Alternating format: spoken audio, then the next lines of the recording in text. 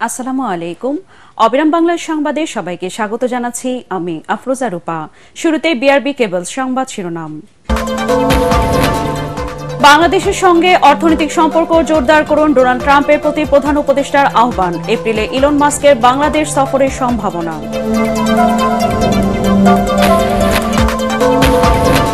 গভীর রাতে পল্লবী থানায় ঢুকে যুবকের হামলায় ওসি সহ ৩ জন আহত, আটক ৪। নিজ বাসায় ছুরিকাঘাতে হাবিবুল্লাহ বাহার কলেজের ভাইস প্রিন্সিপাল খুন। এবার জামালপুরে ৫ বছরের শিশু ধর্ষণের শিকার, ঝিনাইদহে আরেক ধর্ষক গ্রেফতার। এদিকে ৫ দিনেও জ্ঞান ফেরেনি আসিয়ার, বিচারের দাবিতে উত্তাল সারা দেশ। জয়পুরহাটের হোটেল মালিক রফিক রমজানে প্রতিদিন অসহায় মানুষকে দিচ্ছেন সেহরি ও ইফতার। দুস্থদের সেবায় সকলকে এগিয়ে আসার আহ্বান।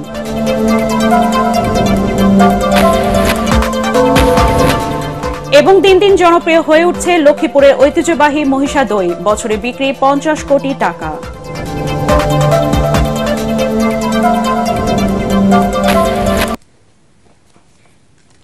শুনছিলেন বিআরবি কেবলস সংবাদ শিরোনাম। এবার বিস্তারিত সংবাদ।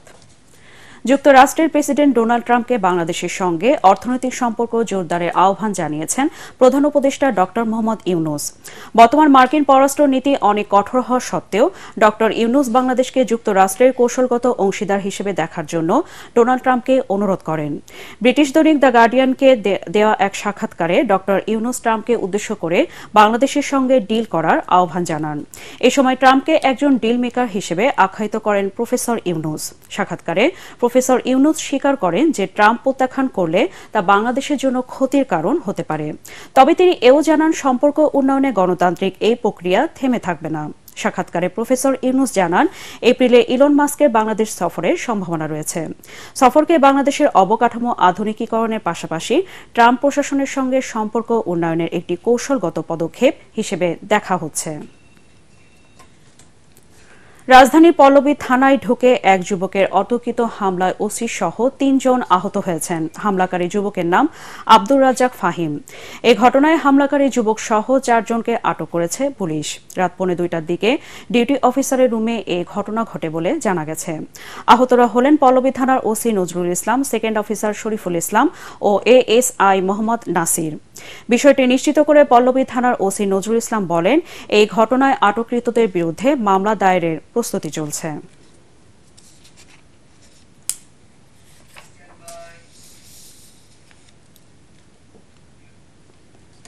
রাজধানীর উত্তরখানে হাবিবুল্লাহ বাহার বিশ্ববিদ্যালয় কলেজের ভাইস প্রিন্সিপাল সাইফুর রহমান ভূঁইয়া খুন হয়েছেন।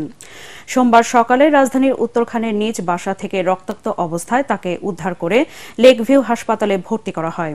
সেখানে চিকিৎসাধীন অবস্থায় তিনি মারা যান। তার মুখমণ্ডল সহ সারা শরীরে ধারালো অস্ত্রের আঘাতের চিহ্ন রয়েছে। পুলিশ জানায়, গত ৬ মাস ধরে তিনি উত্তরখান মাজার রোড পুরানো পাড়া এলাকার একটি ফ্ল্যাটে একাই থাকতেন। স্থানীয়রা জানায়, ২-১ দিন আগে তার বাসায় একজন ছেলে একজন মেয়ে বেড়াতে আসে। এ ঘটনার পর থেকে তাদের আর পাওয়া যাচ্ছে না। নিহতের পরিবারের অন্যান্য সদস্য ও স্ত্রী রাজধানীর শান্তিনিকেতন এলাকায় থাকেন। ঘটনার কারণ অনুসন্ধান করছে পুলিশ।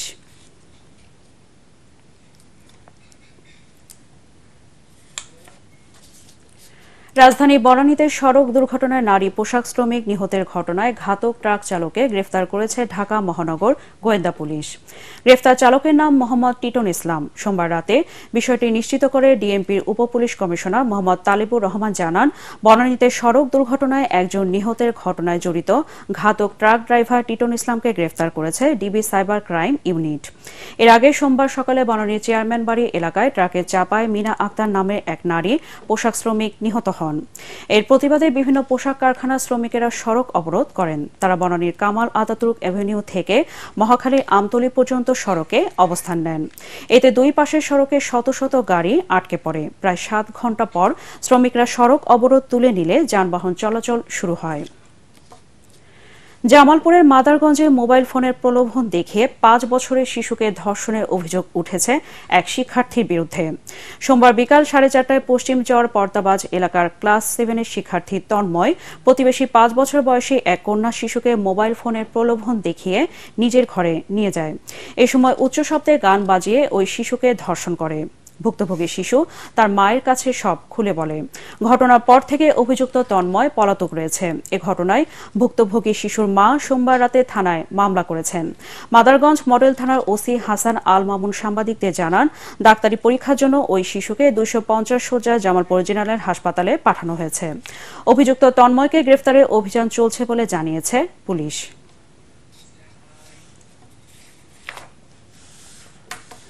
ঝিনাইদহে 4 বছরের শিশু ধর্ষণের অভিযোগে ধর্ষক ইমরানকে গ্রেফতার করেছে পুলিশ।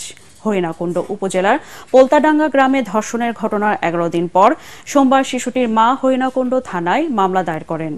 হরিণাকুণ্ড থানার ওসি এম এ রৌফ খান জানান, গত 27 ফেব্রুয়ারি পোলতাডাঙ্গা গ্রামের বাসিন্দা ইমরান হোসেন চকলেট খাওয়ার প্রলোভন দেখিয়ে বাড়ির পাশের ভুট্টা খেতে নিয়ে শিশুটিকে ধর্ষণ করে। ঘটনার পর শিশুটির পরিবার লোকলজ্জার ভয়ে দীর্ঘ সময় বিষয়টি আড়াল করে রাখেন এবং নিজেদের মধ্যে মীমাংসার চেষ্টা করেন। পরে বিষয়টি জানাজানি হলে পুলিশের সহযোগিতায় থানায় মামলা করেন।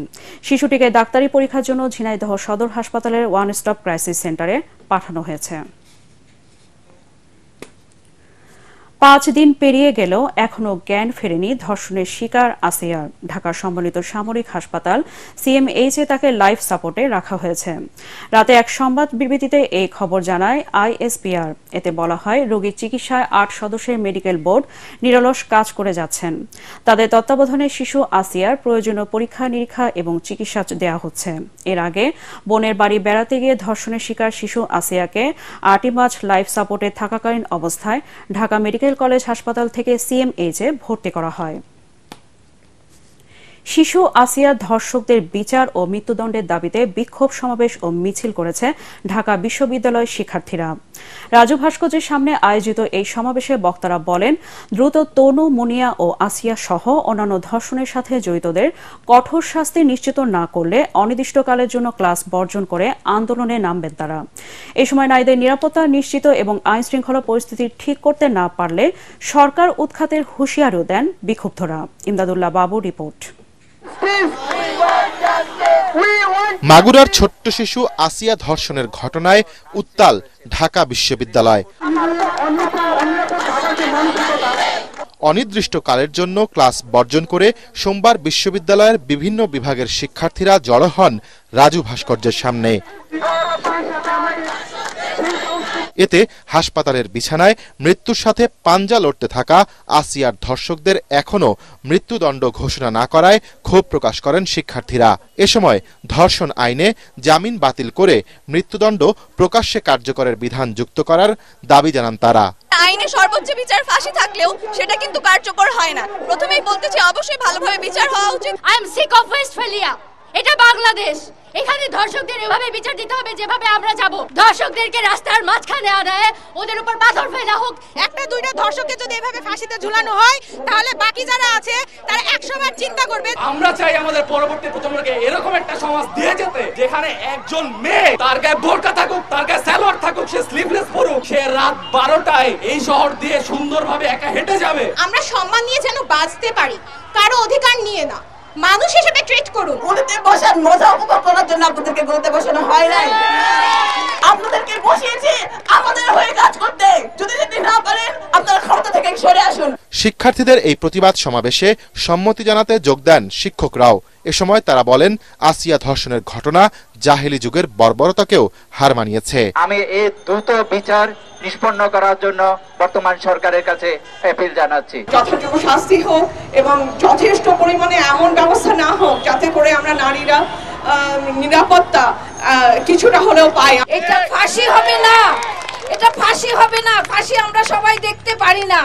এর প্রকাশ্য বিচার হবে, যেমন বিচার হয় মধ্যপ্রাচ্যের দেশগুলোতে। আমরা খুব বেশি সময় দেব না। যেভাবে আপনাদেরকে আমরা এয়ার কন্ডিশনে বসিয়েছি, ঠিক সেইভাবে আমরা এয়ার কন্ডিশন থেকে আপনাদেরকে কিভাবে নামাতে হয় আমরা তাও জানি।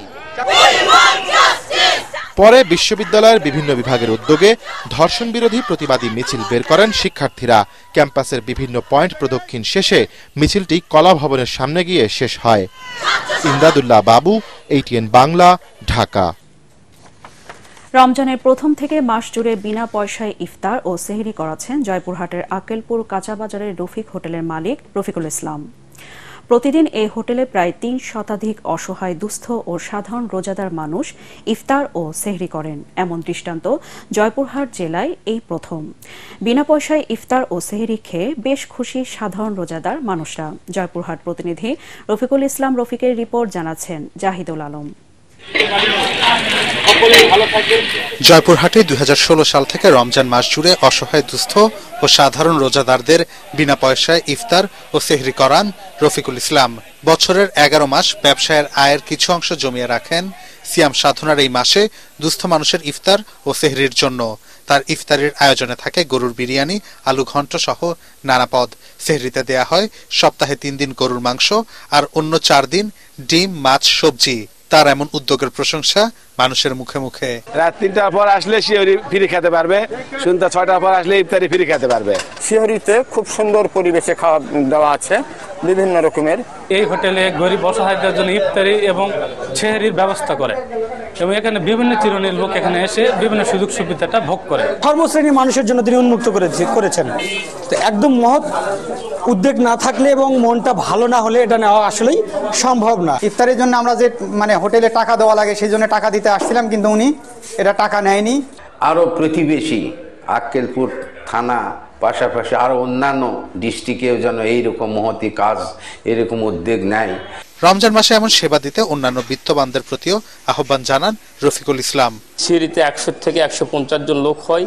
আমি যতদিন বেঁচে আছি, মহান রব্বুল আলামিন যদি আমাকে সেই তৌফিক দান করে, আমি এটা চালিয়ে যাব। রফিকের মতো এই মহতি উদ্যোগ দেশের মানুষকেও সাধ্যমতো দুস্থদের সহযোগিতায় এগিয়ে আসার প্রেরণা যোগাবে, এমনটাই প্রত্যাশা সাধারণ মানুষের। Bureau report, ATN Bangla. দিন দিন জনপ্রিয় হয়ে উঠছে লক্ষ্মীপুরের ঐতিহ্যবাহী মহিষা দই। জেলার বিস্তীর্ণ চরাঞ্চলে মহিষের দুধ থেকে উৎপাদিত দইয়ের বার্ষিক বাজার মূল্য প্রায় ৫০ কোটি টাকা। খামারিরা জানান, মাঝে মধ্যে জলদস্যুরা লুট করে নিয়ে যায় চরের গরু মহিষ। এজন্য নিরাপত্তা ব্যবস্থা জোরদারের পাশাপাশি সহজ শর্তে ঋণ দেওয়ার দাবি তাদের। লক্ষ্মীপুর প্রতিনিধি মেহরাজ উদ্দিন রবিনের রিপোর্ট, জানাচ্ছেন মিজান শাহজাহান। মেঘনা নদীর মাঝে জেগে ওঠা ১৫টি চরে উন্মুক্ত অবস্থায় পালন করা হচ্ছে হাজার হাজার মহিষ। এক একটি মা মহিষ দৈনিক ৩ থেকে ৪ লিটার করে দুধ দেয়। এটি কখনো কখনো ৭ থেকে ৮ লিটারে গিয়ে দাঁড়ায়। প্রতি লিটার দুধের বাজার মূল্য ৭৫ থেকে ৮০ টাকা। এসব দুধ কিনে দই তৈরি করেন ব্যবসায়ীরা। কোনো ধরনের চিনি ছাড়াই মাটির হাঁড়িতে তৈরি করা সাদা রঙের মহিষের দই স্বাদ ও গন্ধে অনন্য। এজন্য ভোজনরসিক মানুষের পছন্দের খাবারের তালিকায় স্থান করে নিয়েছে লক্ষ্মীপুর ও ভোলার এই বিশেষ দই। মেঘনা শহরের মধ্যে মনে করেন ১ লক্ষ মহিষ আছে। এক এক মালিকের মনে করেন ২০০, ২৫০, ৩০০ মহিষ আছে। অভিযোগ রয়েছে মাঝে মধ্যেই জলদস্যুরা হামলা চালিয়ে চরের গরু মহিষ নিয়ে যায়। এ অবস্থায় নিরাপত্তা জোরদারের পাশাপাশি সরকারি পৃষ্ঠপোষকতা বাড়ানোর দাবি খামারিদের। দৈনিক দুধের চাহিদা অনেক, প্রায় ৩ মণ ৪ মণেরও চাহিদা আছে, কিন্তু এই পরিমাণ দুধ চর থেকে পাওয়া যায় না। দুধ যদি আপনি বেশি পরিমাণে আনা যায়, বেশি পরিমাণে বিক্রি করা যায়। মজু চৌধুরীর হাট, লরেন্স, আলেকজান্ডার, বিবিরহাট বাজার সহ জেলার অন্তত ৪০টি হাটের শতাধিক দোকানে বিক্রি হচ্ছে মহিষের কাঁচা দই। ১ লিটার দুধ থেকে তৈরি হয় ৯০০ গ্রাম দই। প্রতি কেজি দই বিক্রি হচ্ছে ২০০ থেকে ২২০ টাকায়। দিনে কমপক্ষে ১৫ লাখ টাকার দই বিক্রি করে থাকেন দোকানিরা। বসে দুধটা সবচেয়ে দধির লেগে পারফেক্ট হয়। আর মিষ্টি বানায় দেন না, মিষ্টি ছানা বানা কাটে, ক্ষীর দই, এরও অনেক ধরনের আইটেম বানানো যায়। দধিটা বেশিরভাগ আমরা চিটাগানে নেয়, ঢাকা নেয়, আমাদের মাইজদি নেয়, চাঁদপুর নেয়, বিভিন্ন অঞ্চল থেকে মানুষ নেয়। খামারিদের পাশে থাকার কথা জানান এই কর্মকর্তা। এলডিডিপি যে প্রকল্প আছে, সেই প্রকল্পের আওতায় মহিষের খামারি যারা আছে তাদেরকে প্রডিউসার গ্রুপ, পিজি গ্রুপ তৈরি করেছি মহিষের। তাদেরকে আমরা নিয়মিত প্রশিক্ষণ করাচ্ছি। বগুড়ার দই খ্যাতি পেয়েছে, কিন্তু ব্র্যান্ডিং না হয় ঢাকা সহ অন্যান্য জেলায় মহিষের দই তরুণ প্রজন্মের কাছে অনেকটাই অপরিচিত বলে মনে করেন খামারিরা। Bureau report, ATN Bangla. নারীদের স্বাবলম্বী করার উদ্দেশ্যে আদ্দিন ওয়েলফেয়ার সেন্টার যশোরের খাজুরায় প্রথমবারের মতো নতুন প্রজাতির পেকিন হাঁস পালন উদ্বুদ্ধকরণের কাজ শুরু করেছে। এতে সফলতার মুখ দেখছেন এই এলাকার নারীরা। এরই মধ্যে তাদের খামার থেকে প্রতিদিন বিক্রি হচ্ছে হাঁস। অল্প খরচে অধিক লাভবান হয় দিন দিন এলাকার অনেকেই ঝুঁকছেন হাঁস পালনের প্রতি। যশোর থেকে তামান্না ফারজানার পাঠানো তথ্য ও ছবি আরও জানাচ্ছেন আশিকুর রহমান। 2024-25 অর্থ বছরে পিকেএসএফ এর আর্থিক সহযোগিতায় আদ্দিন ওয়েলফেয়ার সেন্টারে সুস্বাদু ও অধিক মাংস উৎপাদনশীল পেকিন জাতের হাঁস পালন প্রদর্শনী বাস্তবায়ন করছে। এরই ধারাবাহিকতায় যশোর জেলার বাঘারপাড়া উপজেলার রায়পুর গ্রামের 10 জন নারীদের মাঝে বিনামূল্যে 50টি পেকিন হাঁসের বাচ্চা, মাচার উপকরণ, খাবার এবং ভ্যাকসিন ইত্যাদি বিতরণ করা হয়। মুরগির মতোই এ হাঁসও মাচা করে ঘরে পালা যায়, আর দেশি হাঁসের মতো পানিতে ছাড়তে হয় না। এর মাংস খেতে সুস্বাদু, পুষ্টিগুণ সম্পন্ন ও নরম হওয়ায় সব বয়সের লোকেরা পেকিন হাঁসের মাংস খেতে পারেন। এছাড়া অল্প দিনেই এই হাঁসের ডিম থেকে নতুন করে বাচ্চা ফুটিয়ে বিক্রি করা যায়। 8 দিন থেকে বিনামূল্যে আমার ঘর করার জন্য বাঁশ দিয়েছে। 26 দিন পরে একটা ভ্যাকসিন দিয়ে গেছে ভাইরা, আর নিয়মিতভাবে ভাইরা প্রতি সপ্তাহে এখানে হাঁস দেখতে আসে, খোঁজ খবর নেয়। আমাকে আদ্দিন সমিতি থেকে 50টি হাঁসও দেওয়া হয়েছিল। সেখান থেকে সে হাঁসগুলো আমরা পালন করে অনেকটা লাভবান হচ্ছি। এ জাতের হাঁস পালনে খামারিদের উৎসাহিত করার জন্য বিনামূল্যে বিভিন্নভাবে সহযোগিতা করা হচ্ছে বলে জানান আদ্দিন ওয়েলফেয়ার সেন্টারের প্রাণী সম্পদ কর্মকর্তা doctor Sajib Ahmed Prince. Ad-din welfare centre কিছু প্রশিক্ষণেরও ব্যবস্থা করেছে এবং খামার দিবস আয়োজন করেছে, যেন এই হাঁসগুলো সহজেই বাজারজাত করতে পারে এবং সদস্যরা সহজে লাভবান হতে পারে। পিকেএসএফ এর কৃষি ইউনিটভুক্ত প্রাণী সম্পদ খাতের আওতায় 25 জন নারীকে পেকিন হাঁস পালনের প্রশিক্ষণ দেওয়া হয়েছে। Bureau report, ATN Bangla. এবারে আন্তর্জাতিক সংবাদ।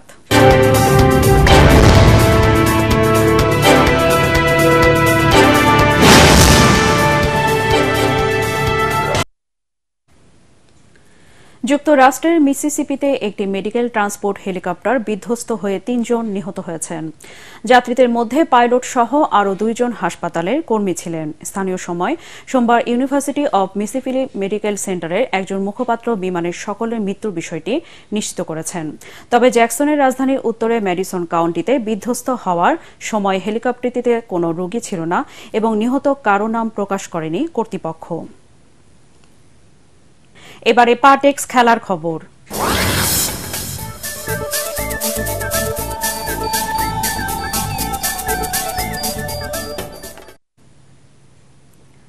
ক্রিস্টিয়ানো রোনালদোর গোলে ইরানের ইস্তেকলালকে 3-0 ব্যবধানে হারিয়ে এএফসি কাপের কোয়ার্টার ফাইনালে উঠল সৌদি আরবের দল আল নাসর। রিয়াদের আল আওয়াল স্টেডিয়ামে এএফসি কাপের রাউন্ড অফ 16 দ্বিতীয় লেগের ম্যাচে খেলা 9 মিনিটে জন ডোরানের গোলে লিড নেয় আল নাসর। ব্যবধান বাড়াতে প্রতিপক্ষের উপর চাপ বাড়ায় সৌদি আরবের দলটি। 27 মিনিটে পেনাল্টি গোলে ব্যবধান দ্বিগুণ করেন রোনালদো। প্রথমার্ধে শেষ মিনিটে ইস্তেকলালের এক খেলোয়াড় লাল কার্ড পেলে 10 জনের দলে পরিণত হয় তারা। খেলা শেষে 6 মিনিট আগে জন ডোরান আল নাসরের 3-0 গোলের জয় নিশ্চিত করেন। দুই দলের প্রথম লেগের খেলাটি গোলশূন্যভাবে শেষ হয়েছিল। শেষ করার আগে বিআরবি কেবলস সংবাদ শিরোনাম আরেকবার। বাংলাদেশের সঙ্গে অর্থনৈতিক সম্পর্ক জোরদার করুন, ডোনাল্ড ট্রাম্পের প্রতি প্রধান উপদেষ্টার আহ্বান। এপ্রিলে ইলন মাস্কের বাংলাদেশ সফরের সম্ভাবনা।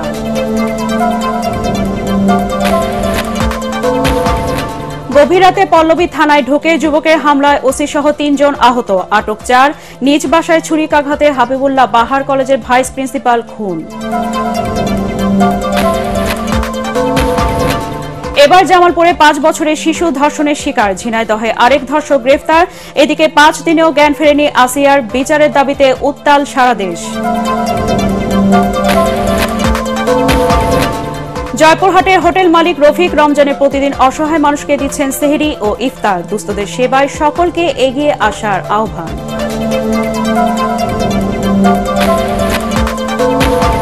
এবং দিন দিন জনপ্রিয় হয়ে উঠছে লক্ষ্মীপুরের ঐতিহ্যবাহী মহিষা দই, বছরে বিক্রি 50 কোটি টাকা।